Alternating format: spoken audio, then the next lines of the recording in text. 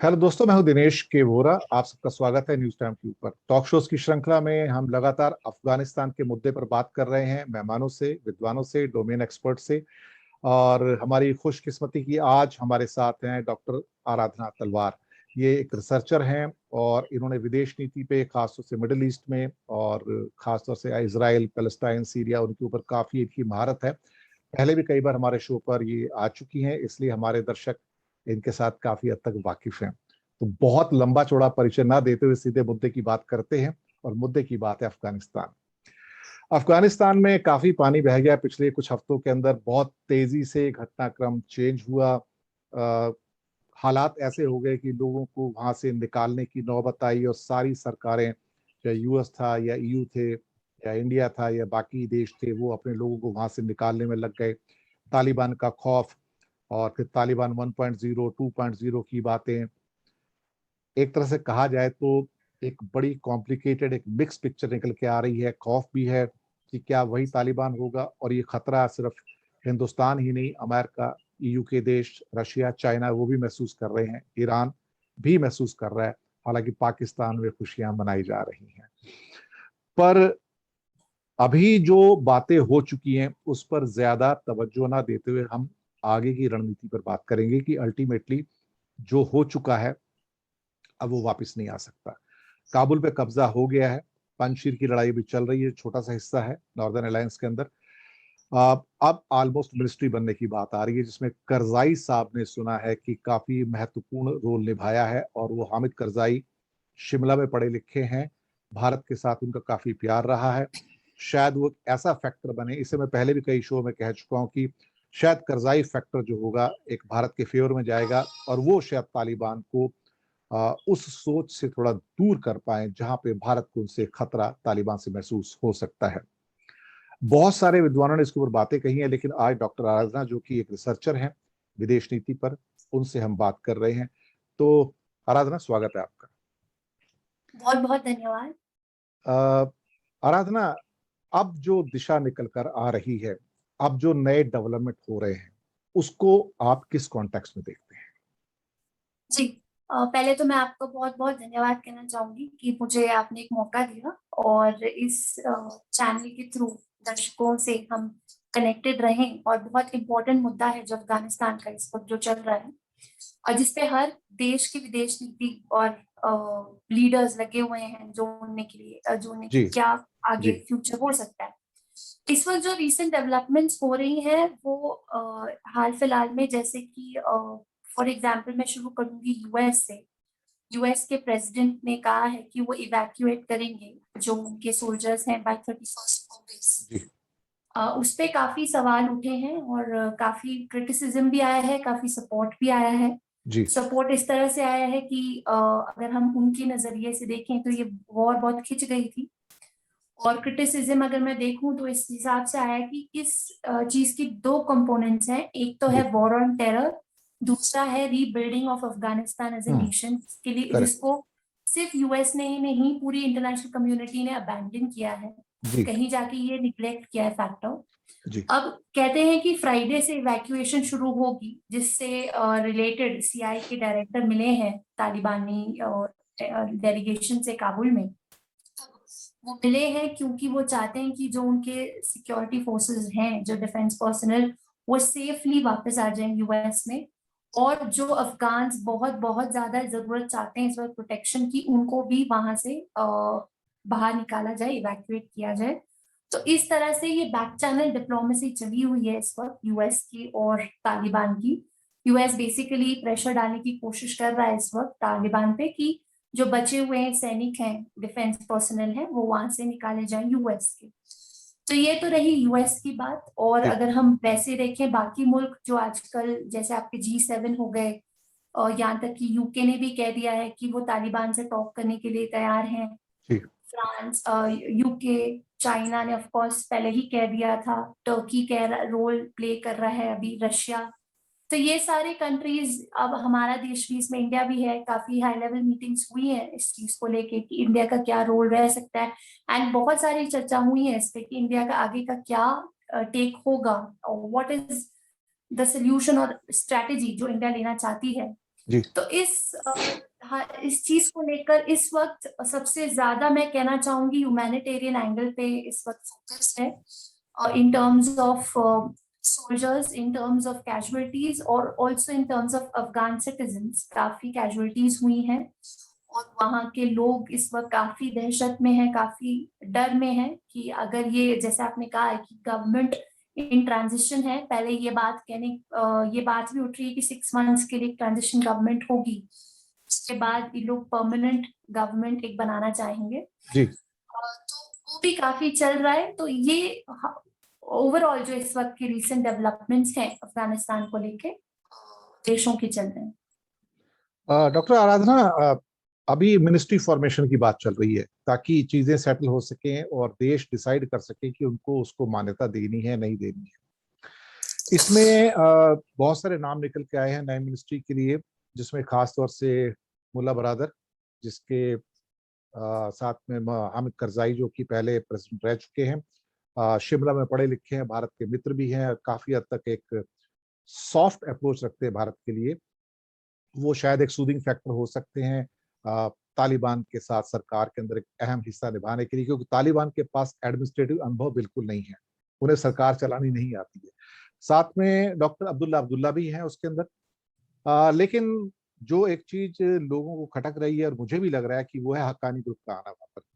खलीलुल रहमान हक्कानी, ये एक terrorist group है जो भारत ने भी डिक्लेयर किया हुआ है। तालिबान हालांकि भारत के द्वारा टेररिस्ट ग्रुप डिक्लेयर कभी भी नहीं किया गया है, हक्कानी ग्रुप डिक्लेयर्ड है। तो क्या इस ढंग से उसके सरकार के अंदर आना, क्या हामिद करजाई उसको एक नई शेप दे पाएंगे? जी, थैंक यू। आपने बहुत ही इंटरेस्टिंग क्वेश्चन पूछा है जिसका आंसर मैं आपको थोड़े थोड़े कंपोनेंट्स में दूंगी, क्योंकि एक बहुत अंडरलाइन मीनिंग है आपके इस क्वेश्चन के। अगर मैं देखूं, सबसे पहली बात है कि जो गवर्नमेंट कौन सी बनेगी और हमीद करजाई का जो रोल इस वक्त चल रहा है, और आपने मेंशन किया है मुल्ला बरादर, जो इस वक्त काफी न्यूज में आ रहे हैं, कहते हैं कि उनको टिप किया हुआ है कि वो शायद प्रेसिडेंट भी बन जाए। प्रेसिडेंट बनेंगे। मैं दर्शकों को ये बताना चाहूंगी कि जो मुल्ला बरादर है, ये पाकिस्तान के आईएसआई ने 2010 में उनको जेल में डाला था, क्योंकि पाकिस्तान की कॉन्सेंट के बिना उन्होंने एक पीस प्रोसेस शुरू करना चाहा था यूएस के साथ। 2018 में उनको पाकिस्तान ने जेल से बाहर निकाला था, क्योंकि पाकिस्तान चाहता था कि उनके कंसेंट से अब जो पीस प्रोसेस हम करेंगे, इसके लिए उन्होंने यूएस से मिलने दिया था 2018 में। सुना है यूएस का दबाव था, इसके लिए दोहा में उनको शिफ्ट किया गया था। जी जी। और यहाँ तक भी लोग कहते हैं कि विद इन तालिबान एक तो बहुत ही रेडिकल फैक्शन है, जो बरादर है ये थोड़े से आई वुडंट से प्रोग्रेसिव, लेकिन ये थोड़ी सी विचारधारा इस हिसाब से रखते हैं कि ये कहीं जाके कहते हैं पाकिस्तान से ऑटोनॉमी चाहते हैं, जो पाकिस्तान का होल्ड है तालिबान पे। तो अब ये बहुत देखने वाली बात होगी कि अगर ये गवर्नमेंट बनती है। मेरा क्वेश्चन ये है, क्योंकि देखिए हमीद करजाई और तालिबान अगर आप देखें, ये पश्तून ग्रुप है। जी जी जी। पाकिस्तान ने इनको इस्लामिस्ट का नाम दिया है अपनी लेवरेज रखने के लिए अफगानिस्तान में, बट देखें तो ये पश्तून ग्रुप्स हैं। मेरे ख्याल से तो ये अगर शायद हामिद करजाई जो है शायद दुर्रानी घराने से है शायद। जी, वो उस घराने से है, लेकिन इन्फ्लुएंस जो है इन लीडर्स इस वक्त चल रही है कि गवर्नमेंट पश्तून आइडेंटिटी होगी या इस्लामिस्ट आइडेंटिटी होगी, जो आजकल ये काफी टॉक्स हो रही है अफगानिस्तान की विद इन भी, और लोग चाहते हैं क्योंकि पाकिस्तान ने पश्तून आइडेंटिटी कहीं हटा दी है और इस्लामिस्ट इम्पोज करने की कोशिश की, ताकि पहला तो ये है, ये देखने वाली बात होगी कि गवर्नमेंट में कौन कौन लीडर्स बनेंगे जो डिटरमाइन करेंगे जियोपॉलिटिक्स इस रीजन का और अफगानिस्तान के हर कंट्री के साथ। दूसरा, आपने मुझे ये पूछा हक्कानी नेटवर्क का, जो मैं जरूर बताना चाहूंगी। हक्कानी नेटवर्क ये एक आईएसआई की क्रिएशन है। यहाँ तक कि यूएस की स्टेट डिपार्टमेंट्स भी कहती हैं कि Haqqani network is the veritable arm of ISI, जो अफगानिस्तान और पाकिस्तान के बॉर्डर में ज्यादा शेल्टर लेती है, उनका बेस उधर है। ये बहुत ही डेंजरस ग्रुप मैं कहूंगी, बिकॉज इन टर्म्स ऑफ उनकी जो स्ट्रैटेजी रही है, मेथड्स रहे हैं, ये ज्यादा फाइटर्स रहे हैं, वायलेंट। जी हाँ।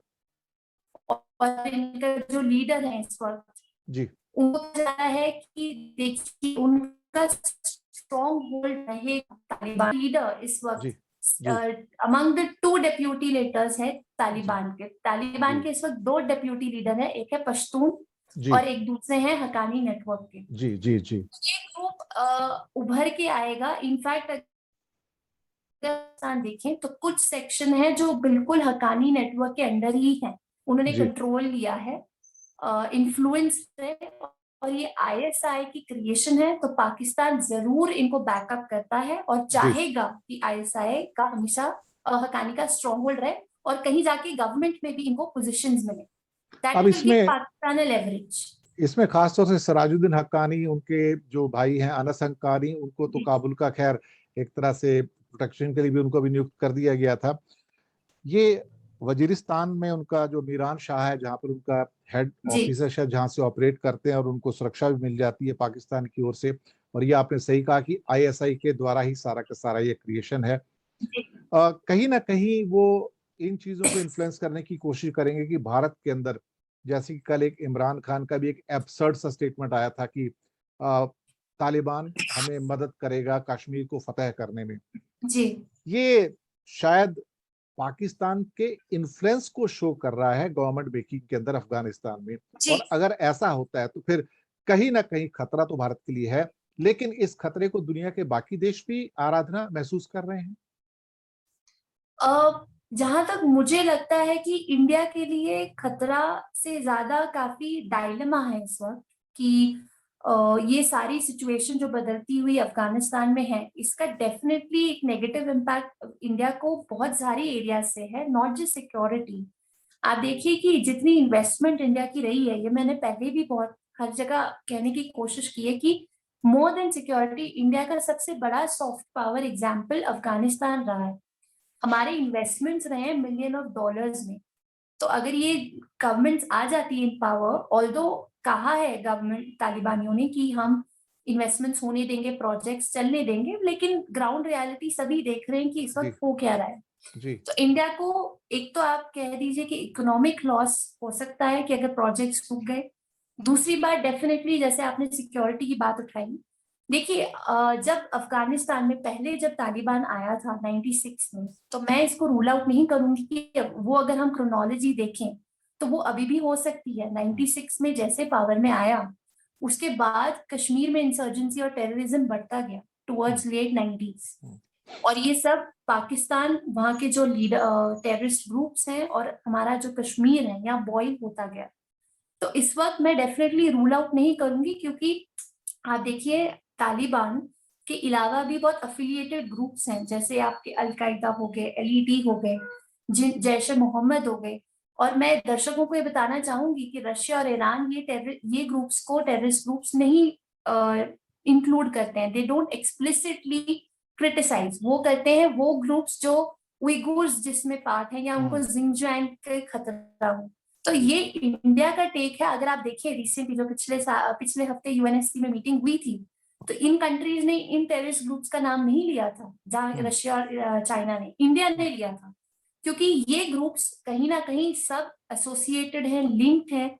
जैसे आपने मेंशन किया वजीरिस्तान, तो नॉर्थ एंड साउथ वजीरिस्तान इनका बेस है इन ग्रुप्स का, जहां पाकिस्तान की शेल्टर है, जमीन दिया गया है। और वो डेफिनेटली इंडिया पे इफेक्ट हुआ था, और मैं रूल आउट नहीं कर सकती कि इफेक्ट नहीं होगा अभी भी। अब ज्यादा मेरे को इस बात का भी है कि ये ग्रुप्स अभी फाइनेंशियली पावरफुल बन के आए हैं। अब देखिए जैसे फॉर एग्जाम्पल तालिबान है, मैं दर्शकों को बताना चाहूंगी जो 96 में तालिबान था, वो फाइनेंशियली डोनेशंस पे था डिपेंडेंट।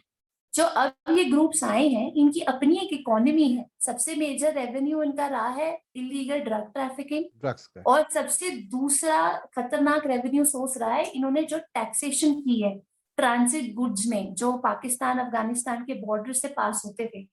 मेजर रेवेन्यू इनका उन चीजों से आया है। अब क्वेश्चन ये उठता है कि ये पैसे ये गवर्नेंस में डालेंगे या ये इन्वेस्ट करेंगे दूसरे नेबरिंग कंट्रीज में दहशत फैलाने के। तो ये एक बहुत बड़ी समस्या है। अगर मैं कंपेयर करूं तो ईरान को भी उतनी ही इस वक्त डायलेमा चल रही है, क्योंकि मैं दर्शकों को बताना चाहूंगी कि हजारा कम्युनिटी जो है, जो एक शिया कम्युनिटी है, ईरान का लिंक है, बेसिकली ईरान से है वो अफगानिस्तान में एक बहुत इंपॉर्टेंट पॉपुलेशन का कॉन्स्टिट्यूएंट है। बिल्कुल है, बिल्कुल है। अब जो ग्रुप्स हैं, जैसे आप ले लीजिए तालिबान है, हक्कानी ले लीजिए, ये सब सुन्नी है, हार्ड लाइनर सुन्नी जी ग्रुप्स। जी जी। तो जितने भी टर्मोइल होता है इनके रूल के अंडर, ये मज़ार शरीफ या आप नॉर्दर्न वो जो बॉर्डर एरियाज ले लीजिए ईरान के साथ, तो ईरान को भी बड़ा हाल फिलहाल में उनकी भी स्टेटमेंट्स आई थी कि जहां वो चाहते हैं कि उनकी कम्युनिटी जो है, हजारा कम्युनिटी, शिया कम्युनिटी, वो प्रोटेक्टेड रहे इनके रेजीम के अंदर। तो ये सारी अभी इस वक्त मुझे जहां तक लगता है, बिकॉज इंडिया बॉर्डर कंट्री है और दूसरा ईरान, तो इन दो की समस्याएं इस वक्त ज्यादा है एज कंपेयर टू आप रशिया ले लीजिए या for that matter Turkey also. तो मैं ये कहना चाहूंगी इस वक्त। ये जो घटनाएं इस टाइम पंजशीर में हो रही हैं, नॉर्दर्न एरिया के अंदर, नॉर्दर्न एरिया देखा जाए तो ताजिक एरिया, उज्बेक है, तुर्क्स हैं, ये सारे के सारे हैं, और बिल्कुल राइट में जाके कहीं ना कहीं चाइना से टच करते हैं, थोड़ा सा मामूली सा, शायद 70 किलोमीटर का स्ट्रिप है जो शायद चाइना को टच करता है, या उससे इतना away, I am not confirm, totally confirm about it. एक छोटा सा स्ट्रिप है जहाँ पे वो जिनजियांग की बात आप कर रहे थे, उइगर्स की, कि वो उसको इम्पैक्ट कर सकते हैं। आज की एक न्यूज थी ताजिकिस्तान से कि बहुत सारी सप्लाई ताजिकिस्तान से आई हैं नॉर्दर्न टेरिटरीज के अंदर, जो कि पंजशीर में अहमद मसूद का जो एरिया है वहां पर जी। सवाल ये पैदा होता है कि क्या ये सप्लाई रशिया से दे रहा है उनको, या ताजिक वैसे तो इतने पावरफुल है नहीं अपने आप में, उनका रिजीम भी इतना पावरफुल नहीं है। अल्टीमेटली फॉर रशिया के लिए तो वो एक सेफ गार्ड एरिया है, जैसे इंडिया वैली को प्रोटेक्ट करना चाहता है, एक तरह से एक बफर जोन है। तो ताजिकिस्तान और उज्बेकिस्तान तो एक तरह से, या तुर्कमेनिस्तान जो है, वो रशिया के लिए बफर जोन से देखा जाए तो। इसके लिए जो अभी जो सप्लाईज जो आज आई हैं, हेलीकॉप्टर्स भी आए हैं और बाकी वेपनरीज भी आई हैं, मुझे लगता है कि शायद कहीं ना कहीं रशिया इनडायरेक्टली इंटरवेन कर रहा है। आपका क्या कहना है इसके? जी, मैं पहले दर्शकों को इसका एक बैकग्राउंड बताना चाहूंगी कि ये नॉर्दर्न अलायंस और ये पंजशीर जो वैली है, ये न्यूज में क्यों है। देखिए, अफगानिस्तान एक मल्टी एथनिक कंट्री है जिसमें प्रिडोमिनेंट पॉपुलेशन है पश्तून, जो आपके हमें जो भी रहे हैं लीडर्स, अभी अशरफ घानी एक्सेट्रा, तालिबान भी, ये बेसिकली पश्तून है। दूसरी इंपॉर्टेंट और अदर इंपॉर्टेंट पॉपुलेशन है ताजिक, उज्बेक, हजारास, अरब्स भी रहते हैं, एंड पाशियाज, ये सारी डिफरेंट ट्राइब्स हैं जी। अब जो ये नॉर्दर्न अलायंस है, ये बेसिकली मुजाहिदीन थे जिन्होंने सोवियत के अगेंस्ट लड़ा था आपके 80s के दौरान। और इनका जो इस वक्त जो लीडर आ रहे हैं, महमूद शाह, उनके फादर जो थे वो लीडर थे मुजाहिदीन, उनका ही लड़का है जो इस वक्त लीड कर रहा है। जी जी। वो लड़का केव्स में पला हुआ है, तो आप देखिए कि उसको एक्सपीरियंस है कि वॉर टैक्टिक्स और मिलिट्री स्ट्रैटेजीज का। मैं इसलिए एम्फसाइज कर रही हूँ क्योंकि जब सोवियत के साथ ये लड़े थे मुजाहिदीन, इनकी एक मिलिट्री स्ट्रैटेजी थी कि पहले सोवियत को उन्होंने आने दिया पंजशीर वैली में, और फिर उसके बाद उन्होंने कट ऑफ लाइंस, जो उनकी सप्लाई लाइंस थी, कट ऑफ कर दी, और फिर उन्होंने वहां जाके उनको घेर कर मारा था। अब पंजशीर वैली, मैं बताना चाहूंगी दर्शकों को कि ये एक लेक रॉकेट स्ट्रक्चर फॉर्म में है, जो northern part, I would say north eastern part जो अफगानिस्तान का है, उधर बसी है। और ये one of the 34 provinces Afghanistan में ये एक प्रोविंस है, और मुश्किल से शायद 100-125 किलोमीटर दूर है काबुल से ये। हाँ जी, 80 टू बी प्रिसाइज 85-89 किलोमीटर्स। और ये वैली बहुत डिफिकल्ट है इन टर्म्स ऑफ टेरेन, ये इजी नहीं है कोई भी इन्वेडर्स जितने आए हिस्ट्री में इनको कॉन्कर करना जी। अब नॉर्दर्न अलायंस का रूट, जैसे मैंने आपको बताया, ट्रेस किया, ये सोवियत के अगेंस्ट लड़े थे और इनको सपोर्ट दी थी तभी यूएस ने इन terms of war, ammunition, stock piles, तो पूरी ट्रेनिंग इनको तभी मिली गई थी जो आज ये नॉर्दर्न अलायंस बने। इवन 2001 के बाद भी ये इनको नॉर्दर्न अलायंस को सपोर्ट मिलती रही है वेस्ट की टू जी फाइट अगेंस्ट तालिबान। जी अब जो कि तालिबान आ चुके हैं पावर में, even the former vice president Amrullah Saleh, उन्होंने भी इनको साथ दिया है और कहा है कि हम लड़ेंगे आखिर तक। अब मैंने आपको एक मल्टी एथनिक की बैकग्राउंड दी थी, मैंने इसलिए मेंशन किया था क्योंकि जो इस वक्त लीडर है और जो अमरुल्लाह सलेह हैं और जो लीडर है नॉर्दर्न अलायंस के, वो ताजिक्स हैं। तो वो चाहते हैं कि उनको पता है कि अगर तालिबान एक बार आ गया तो ये मल्टी एथनिसिटी नहीं रहेगी, जो उस प्रोविंस की खासियत है। जी उसमें हर उज़्बेक, जैसे आपने मेंशन किया, ताजिक, उज़्बेक सब रहते हैं उस प्रोविंस में। अब क्वेश्चन ये उठ रहा है, उनको वेपन्स कहाँ से आ रहे हैं? जैसे आपने मेंशन किया, मैं भी रूल आउट नहीं करूंगी कि रशिया की हेल्प नहीं गई है, फॉर द सिंपल रीजन कि रशिया नहीं चाहता है कि उनके बॉर्डर, जो सेंट्रल एशियन जो रिपब्लिक्स है नॉर्थ में, ताजिक एंड उज़्बेक, उनके बॉर्डर तक ये टर्मोइल फैले, जो ऑलरेडी जी फैल चुका था, बट वो नहीं चाहते हैं, वहां जी स्टेबिलिटी चाहते जी हैं। जी जी क्योंकि उनको सेव करने के लिए रशिया ने अपनी आर्मी बॉर्डर्स पे भेजी है और रशिया चाहता नहीं है कि ये वहां तक फैले, जी विच इज वाई उनका पूरा एफर्ट है। और मैं सिर्फ रशिया ही नहीं, मैं कुछ और कंट्रीज भी रूल आउट नहीं करूंगी अगर हेल्प कर रही है इस वक्त उनको इनडायरेक्टली, ताकि एक एक बोलते हैं ना, लेवरेज बना रहे अगेंस्ट तालिबान। और ये सबसे बड़ी मुश्किल रही है। कहते हैं कि नेगोशिएशंस के लिए वो लोग ओपन है, नॉर्दर्न अलायंस वाले जो फ्रंट है इस वक्त, वो कह रहे हैं कि हम नेगोशिएशन चाहते हैं, बट वही है कि आज की ही न्यूज है कि तालिबान की मूवमेंट हो चुकी है उस प्रोविंस के टुवर्ड्स, तो वो लड़ाई के लिए भी तैयार है। तो ईदर वेज पॉसिबिलिटी है। तो मैं ये रूल आउट नहीं कर सकती कि एक्सटर्नल इन्फ्लुएंस नहीं है, क्योंकि क्वेश्चन उठता है इनके पास इतनी आर्म्स एम्यूनेशंस आई कहाँ से। सही कहा आपने। और एक आखिरी सवाल पे आऊंगा मैं यहाँ पर, इससे पहले कि वाइंड अप करें। वो ये रहेगा कि अब भारत के लिए क्या रेप्लिकेशंस हैं। कश्मीर की बात निकल कर आ रही है, कश्मीर पे इम्पैक्ट क्या हो सकता है। इमरान खान कुछ अजीब से वक्तव्य भी दे रहे हैं। क्या तालिबान वास्तव में ही कश्मीर में आने का इच्छुक होगा आपके हिसाब से? देखिए, मेरी हमेशा से पिछले कुछ टाइम से मैं यही सोच रही हूँ कि India should wait and watch.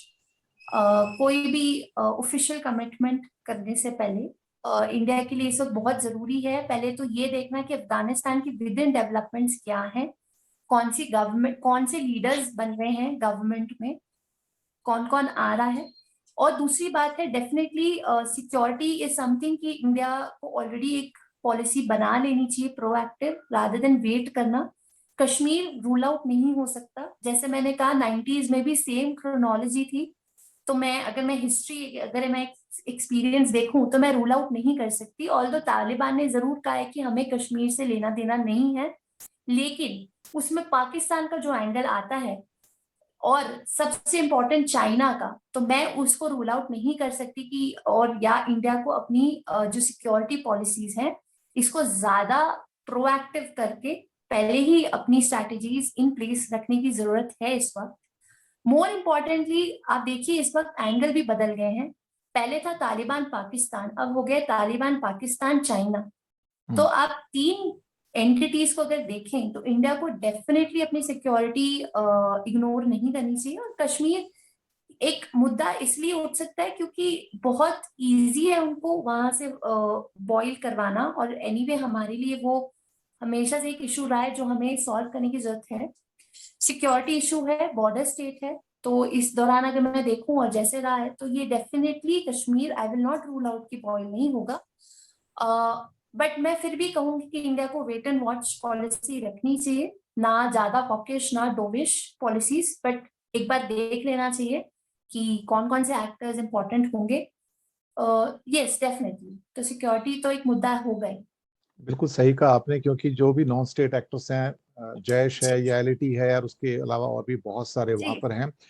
अगर वो कहीं ना कहीं तालिबान को इन्फ्लुएंस करने में सफल होते हैं कि अपने कुछ लड़ाके यहाँ भेजें, तो आएंगे। अदरवाइज अफगानिस्तान के लोग इनडायरेक्टली अगर कहा जाए तो वो हिंदुस्तान से दुश्मनी मोल लेने के पक्ष में नहीं रहते हैं। नहीं है। जी हाँ, वो एक जो इंडिया की जो सॉफ्ट पावर है वो हमेशा काम करती है वहां पर। और वैसे भी इंडिया ने उनका कभी कुछ बिगाड़ा नहीं है, ना कभी अटैक जी किया है, ना उनका जी कुछ किया है। तो एक जो रंजिश वाली बात होती है कि वो शायद उस लेवल तक ना हो जितनी रंजिश उनके मन में किसी और कंट्री या किसी और तबके के लिए हो जी। सकती है। और मैं ये जरूर कहना चाहूंगी कि 90s में, लास्ट पॉइंट दर्शकों के लिए, 90s में इंडिया ने टॉक्स नहीं रखी थी, अपने रिलेशंस काट दिए थे जब एक बार तालिबान आ चुके थे पावर में। मुझे नहीं लगता कि इस वक्त इंडियन गवर्नमेंट ये स्टैंड देगी। ज्यादा प्रैग्मेटिक खेलें, नेशनल इंटरेस्ट में चलें तो ज्यादा सही रहेगा। वैसे भी बैक चैनल टॉक्स और डिप्लोमेसी काफी टाइम से चल रही है हमारी तरफ से भी, और तालिबान के जो डेलीगेट्स हैं उनके साथ, दोहा में ले लीजिए या और कंट्रीज में ले लीजिए। तो मुझे नहीं लगता कि इंडिया टॉक नहीं करेंगी या अपने रिलेशंस तोड़ देंगी इन केस तालिबान के हार्डलाइनर्स पावर में आ जाए। तो प्रैग्मेटिज्म जो मुझे दिख रहा है इंडिया की तरफ से, और जो सही भी है, हमारी नेशनल इंटरेस्ट और सिक्योरिटी डिमांड्स है, तो इंडिया की वो पॉलिसी है। तो मुझे लगता है कि शायद डिफरेंट पॉलिसी इंडिया फॉलो करेगी इस बार। एक ही मुद्दा मुझे लगता है जो अड़चन बन रहा है इस टाइम भारत में केंद्र सरकार के लिए, वो मुद्दा ये कि भारत सरकार ने भी एक कॉन्स्टिट्यूएंसी डेवलप की है या नर्चर की है इंडिया में कि तालिबान को एक आतंकवादी ग्रुप माना जाए, जबकि भारत सरकार के द्वारा डिक्लेयर्ड नहीं है। अब यहाँ पर जो लोकल कॉन्स्टिट्यूएंसी है, पॉलिटिकल कॉन्स्टिट्यूएंसी है, वो तालिबान को एक किस्म से पूर्णता है, और मीडिया को भी देखिए तो एक आतंकवादी साम्राज्य के रूप में देखते हैं।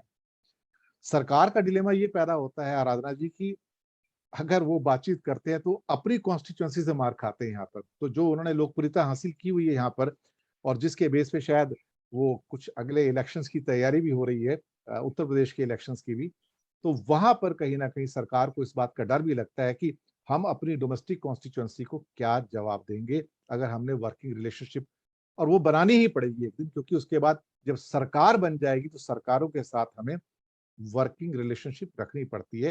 हालांकि बहुत सारे मुद्दों में सऊदी अरेबिया के साथ भी हमारा समझौता नहीं है, लेकिन वहां भी इस्लामिक शरिया लॉ है, लेकिन अल्टीमेटली हमारी रिलेशनशिप तो है ना वहां पर। तो सरकारों से संबंध बनाना और गुटों से संबंध बनाना दो अलग अलग बातें विदेश नीति में होती हैं। जी। इस और जी। और इसी क्या के ऊपर होता है। इसी के ऊपर आखिरी टिप्पणी, और जो कुछ और आप ऐड करना चाहें। जी। क्या होता है कि आपने बहुत सही बात ये कही। आप चाहे डोमेस्टिक पॉलिटिक्स ले लीजिए, फॉरेन पॉलिसी ले लीजिए, दो कंपोनेंट्स बहुत इंपॉर्टेंट है, एक है आइडियोलॉजी और एक है नेशनल इंटरेस्ट या जी प्रैग्मेटिज्म। ज्यादातर देश जब विदेश नीति करते हैं, इंक्लूडिंग भारत, तो कई बार नहीं, ज्यादातर प्रैग्मेटिज्म और नेशनल इंटरेस्ट प्रिवेल करता है अपनी खुद की आइडियोलॉजी पे। क्योंकि देखिए, प्ले गेम बहुत अलग है। डोमेस्टिक पॉलिटिक्स अपनी जगह है, बट फॉरेन पॉलिसी, वो वहां इंडिया की stake in terms of security, economic, national interest बहुत अलग लेवल पे है। तो अगर आप वैसे बात करें तो इंडिया डेफिनेटली, मैं जहां तक मेरी समझ कहती है कि इंडिया जरूर प्रैग्मेटिज्म दिखाएगा अफगानिस्तान के मामले में, और दिखाना भी चाहिए, क्योंकि जैसे मैंने कहा है कि सिक्योरिटी भी एट स्टेक है, एंड सबसे इम्पोर्टेंट इकोनॉमिक्स। और जितनी इन्वेस्टमेंट्स इंडिया की रही हैं, इंडिया ने तो उनको पार्लियामेंट बना के दिया है, इंडिया ने डैम्स बनाए हैं और इतनी सारी $1 मिलियन इन्वेस्टमेंट्स की हैं, वो मुझे नहीं लगता कि इंडिया लॉस में होने देगा। और ऑल्सो सबसे बहुत इंपॉर्टेंट बात है कि इंडिया चाहेगा, बहुत इंपॉर्टेंट है कि अफगानिस्तान स्टेबल रहे, चाहे कोई भी आ जाए अब रेजिम इन पावर, क्योंकि वो हमारे हाथ में नहीं है। क्योंकि उसके रिपरकशंस इंडिया को भी होंगे इन टर्म्स ऑफ रेफ्यूजीज या माइग्रेशन ऑफ पीपल। जो आप देख रहे हैं आजकल लोग कितने माइग्रेट हो रहे हैं। तो ये सब फैक्टर्स सोचते हुए, कंसिडर करते हुए, इंडिया प्रैग्मेटिज्म दिखाएगा और दिखाना भी चाहिए। आइडियोलॉजी अपनी जगह है, वो डोमेस्टिक पॉलिटिक्स अलग है, लेकिन इस वक्त बहुत जरूरी है कि प्रैग्मेटिज्म और नेशनल इंटरेस्ट प्रिवेल करे। बिल्कुल सही कहा आपने। और दर्शकों, क्योंकि सिचुएशन बहुत ज्यादा फ्लूइड है, एवरीडे चेंज हो रही है, लगातार हम इसके ऊपर बातचीत कर रहे हैं विद्वानों से, डोमेन एक्सपर्ट से, और आने वाले दिनों में भी हम लगातार इन विषयों के ऊपर बात करते रहेंगे, क्योंकि हमें भी कई बार नहीं पता होता कि कल क्या घटना घट जाएगी वहां जी पर। हाँ, एक थोड़ा सा एश्योरेंस नजर आता है तालिबान के वक्तव्यों से, उनके स्पोक्स पर्सन जो आके कहते हैं कि अगर अफगानिस्तान की जमीन का उपयोग हमारे खिलाफ नहीं किया जाएगा तो फिर हम किसी भी कंट्री के खिलाफ नहीं जाएंगे, और खास तौर से भारत को भी आमंत्रित करते हैं कि अपने प्रोजेक्ट्स को पूरा करे। तो यहाँ से थोड़ी सी एक उम्मीद की किरण नजर आती है कि हो सकता है थोड़ा सा एक बदला हुआ रवैया तालिबान 2.0 में आपको 1.0 से नजर आए। तो इसी उम्मीद के साथ की चीजें बेहतर होंगी। भारत के लिए भी कुछ पॉजिटिव साइंस निकल कर आएंगे, और जितनी बुरी सिचुएशन अभी जो डिपिक्ट की जा रही है शायद उतनी बुरी ना हो पाए बाद में, और भारत की जो रक्षा पंक्ति है वो मजबूत है। देखते हैं आगे क्या होता है। फिलहाल तो we are all keeping our fingers crossed कि आगे क्या होगा, लेकिन जैसे जैसे इसके ऊपर जो भी नई सिचुएशन इमर्ज होगी हम उसके ऊपर बातचीत करते रहेंगे। और शुक्रिया अदा करेंगे डॉक्टर आराधना तलवार का, उन्होंने कीमती समय निकाला और न्यूज टाइम के साथ जुड़े, और जल्दी फिर उनसे हम आमंत्रित करेंगे बाद में जैसे कुछ और सिचुएशन इमर्ज होती है उनसे बात करने के लिए। हमें दर्शक मित्रों दीजिएगा आज्ञा, और जी नए नए मुद्दे के साथ नए मेहमान के साथ जल्दी हाजिर होंगे इसी चैनल के ऊपर आपके साथ। शुक्रिया आपका, शुक्रिया आराधना जी। बहुत बहुत